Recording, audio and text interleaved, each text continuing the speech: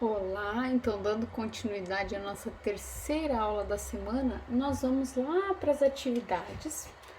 Essas atividades estão presentes lá no nosso livro, na página 16. Por que nós fomos lá para a página 16? Porque antes, quando terminou esses biomas mundiais, começa a falar sobre os biomas brasileiros. Porém, nós vamos corrigir as atividades que falam dos biomas mundiais para depois entrarmos nos biomas brasileiros. E aí comentei que também existiam ecossistemas aquáticos, então que eu vou dar uma comentada agora, que são aqueles formados por ambientes aquáticos ou de água doce ou de água salgada. E aí eu vou comentar para que a gente possa corrigir essas questões. Então, além dos continentes, né, dos continentais, das regiões continentais, a superfície do planeta apresenta grande quantidade de água. Já vimos aí que 97% da água do planeta, né, é salgada, 97,5%. E aí a diferença desses ambientes, né, vão ser diferenciados principalmente pela temperatura da água, quantidade de nutrientes dissolvidos nessa água, as características dela, se ela é doce, se ela é salgada, as temperaturas, né, as quantidade de sal que tem, se tem muito, se tem pouco, e aí elas vão ser diferentes. Então existem aí 4 tipos, né, são os lagos, os córregos, recifes de corais, né, as zonas bênticas, ou seja, aquelas do fundo do mar, e as zonas pelágicas, ou seja, aquelas de mar aberto, os estuários, que são áreas entre rios e mares, né, onde ocorrem esses encontros que sofrem os impactos das marés, e as zonas entre marés, ou seja, quando sobe e desce a maré, né, ficando períodos sem cobertura de água e outros períodos cobertas de água. E aí lá na página 9 tem um texto que fala sobre os manguezais, né, que os manguezais, eles ocorrem em todas as regiões costeiras, tropicais e subtropicais do mundo, e eles se caracterizam então pelo sedimento lamacento e salino. E aí os animais que sobrevivem ali, as plantas, elas sofrem adaptações para sobreviver a essa salinidade, né, e a essa inundação também. Então ali são florestas, né, bosques que têm grande importância ecológica, porque são áreas de reprodução e atuam como berçário de várias espécies mamíferas, em geral crustáceos e peixes, né? Então essas águas próximas dos manguezais são muito ricas em matéria orgânicas, porque caem folhas ali, né? E por isso que nessa água os pescadores encontram grandes quantidades de peixes, crustáceos e moluscos. Então os mangues são áreas, né, de descanso de aves e locais de depósito de sedimentos. E aí então nós devemos proteger porque os mangues são ambientes muito ricos, muito biodiversos. E aí então chegando lá na página 16, nós temos este primeiro exercício que diz: relacione o número que indica cada bioma mundial a uma de suas principais características. Então nós comentamos na aula passada sobre a floresta pluvial tropical, sobre a savana, sobre o deserto, campo, floresta sazonal temperada, pluvial temperada, taiga e tundra. Então nós temos aqui a primeira característica, né? Deixa eu descer aqui. É conhecida também como floresta das coníferas devido à imensa quantidade de pinheiros. Então nós vimos lá que esse bioma mundial é conhecido como taiga, né? Ou seja, o número 7. Por quê? Porque florestas das coníferas. Então nós estamos falando de ambientes que em partes do ano são congelados, ou seja, tem invernos longos, temperaturas negativas, nevava. E aí por que esses pinheiros estavam lá? Porque eles têm folhas adaptadas, né? E isso vai impedir que congele água ali nas suas folhas, né? As folhas são viradas para baixo, fazendo com que esse galho fique pesado e ele acabe quebrando. Então esse é o 7.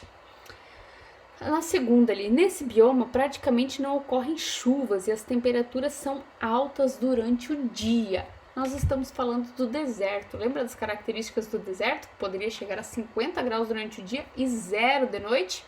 Então nós estamos falando aí de deserto. A 3. Apresenta clima quente e úmido, alto índices de chuva e grande biodiversidade. Nós estamos falando de uma floresta pluvial tropical que nós temos aí no nosso país. Então nós falamos até, né, na aula passada, naquele mapa, naquela área verde escura bem grande, né? Então, tendo um clima quente e úmido, com altos índices de chuvas, nós temos uma rica biodiversidade, muitos anfíbios, né? Bastante matéria orgânica em decomposição, né? Tornando então essa região muito biodiversa. E aí nós temos depois a seguinte informação: nesse bioma há uma estação chuvosa e outra seca. Né? Na estação seca, as árvores perdem as folhas e as suas raízes longas captam água de camadas profundas do solo. Então, nós estamos falando do nosso cerrado, ou seja, savana. E aí nós temos a outra informação. Os animais mais adaptados a esse bioma são aves e mamíferos de pele grossa. Pele grossa, isso quer dizer que tem frio aí. Vasto revestimento de pelos e camada de gordura corporal espessa. Então, como nós já tínhamos falado aí da taiga, sobrou para nós a tundra, né, de clima frio. Então, é o 8. O clima nesse bioma é temperado e seco e a vegetação é dominada pelas gramíneas. Nós estamos falando dos campos. Outra, apresenta no inverno neve e dias mais curtos, limitando a luminosidade. Então, nós estamos falando de uma floresta sazonal temperada. Por que pluvial não é? Não tem chuvas, né? Bioma com chuvas intensas no inverno e vegetação que apresenta enormes árvores como sequoias. Aí nós estamos falando de chuva, então é a 6, né? Floresta pluvial temperada. E aí nós temos o exercício 2 que diz o seguinte: os ecossistemas aquáticos ocupam um papel de grande destaque, pois a superfície terrestre tem uma vasta área de cobertura de água. Sobre esses ecossistemas, marque a alternativa correta. Então, acabamos de comentar sobre eles, né? Nós temos ali A, B, C e D. Então, a A diz lagos, córregos e rios, de todo mundo apresentam as mesmas características de salinidade, temperatura e composição química da água. Com certeza não, né? Por isso, não todos os biomas mundiais seriam o mesmo, não existiam diferenças. Então, você está errada. Zonas bênticas e pelágicas oceanas correspondem à áreas onde todos os animais marinhos se reproduzem. Não, né? Se nós formos olhar lá na página que nos fala sobre isso no livro, que é a 9, fala que zonas bênticas são o fundo do mar e pelágicas são aquelas zonas de mar aberto. C. Entre os rios e os mares existem os estuários, as zonas entre marés, as quais são muito importantes para a alimentação e reprodução de animais. Então, sim, né, nós comentamos lá, ó, estuários, áreas entre rios e mares que sofrem o impacto das marés, né? Nós até comentamos sobre aí isso nesta mesma aula. E na D, recifes de corais não fazem parte do ecossistema aquático por serem formados por rochas sem presença de seres vivos. Longe de ser verdade, né? Porque os recifes de corais são locais muito biodiversos, locais onde peixes vêm para sua reprodução. Então, a correta é a C. Questão 3. Na questão 3 diz o seguinte: a floresta amazônica e a mata atlântica são biomas brasileiros em que várias espécies de plantas apresentam folhas grandes e existe um grande número de espécies de sapos, rãs e pererecas. Então, estamos falando de biomas brasileiros. Porém, nós já comentamos sobre a floresta pluvial tropical, né? E vamos ver o que ela nos diz. Quais as características do clima e do ambiente podem estar associadas à presença dessas espécies?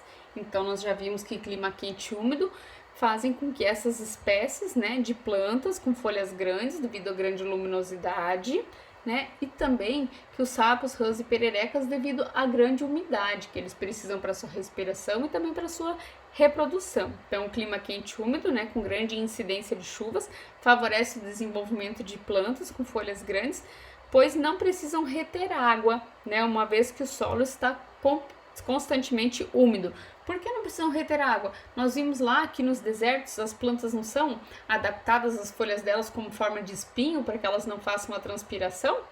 Já essas da floresta pluvial tropical, elas podem transpirar o quanto elas quiserem, porque Até nós já vimos naquele livro na aula passada, nas aulas da semana passada, aquele texto que comentava sobre os rios aéreos, né? É exatamente por causa dessas folhas grandes. Elas sofrem muita transpiração e essas nuvens, né, que se formam, vão chegar aqui no nosso sul para trazer chuva para nós. Então, a umidade também favorece os anfíbios, que necessita dela para o seu desenvolvimento, para a sua reprodução, para a sua respiração. Questão 4. Na questão 4, diz o seguinte: a figura a seguir apresenta gráficos climáticos que relacionam a temperatura média anual e a precipitação, ou seja, chuva, média anual dos principais biomas terrestres enumerados de 1 a 6. Os biomas assinalados com o número... Eu vou até deixar aqui na de cima para dar para ver melhor, deixa eu ver aqui. Os biomas assinalados com os números 3 e 6 correspondem respectivamente a. Então, se eu olhar ali o 3 e o 6, são locais que têm muitas ou poucas chuvas. Então, ali nós vemos que esses biomas querem dizer tundra e floresta tropical. É só nós darmos uma olhada lá atrás, lá de vocês no livro de atividades, né?